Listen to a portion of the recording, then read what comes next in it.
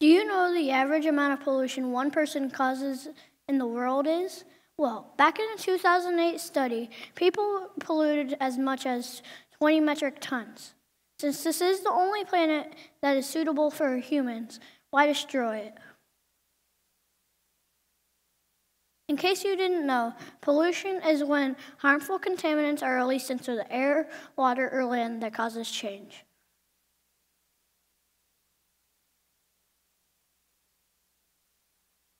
There are two types of pollution, primary and secondary pollution. Primary pollution is when pollution is released from a direct source, such as a car's exhaust. Secondary pollution is when the pollution is already in the air, but when it reacts with the air, water, or land. There are also many things that cause pollution.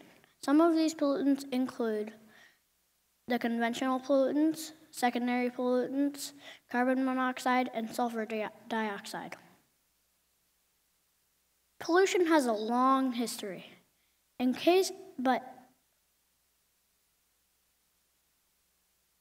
Even though people have been polluting since the first humans, it has become a major problem since the late 1800s.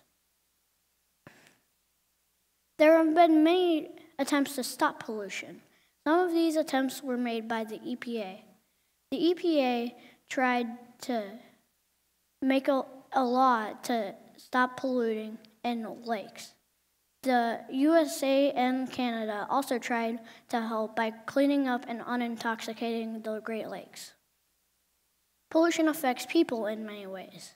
One of these ways is by giving people deadly diseases.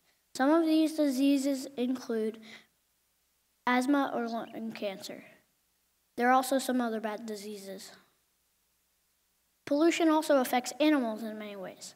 One of these ways is by making the plants that animals eat die, which makes the animals starve and die. We can stop pollution in many ways. Two of these ways is by stop smoking and throwing the cigarette butts on the ground. Another way is by carpooling more often and using bikes more often. This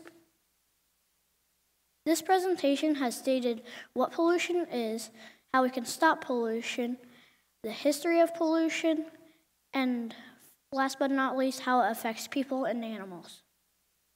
Have you ever polluted this beautiful earth before? Think before you pollute.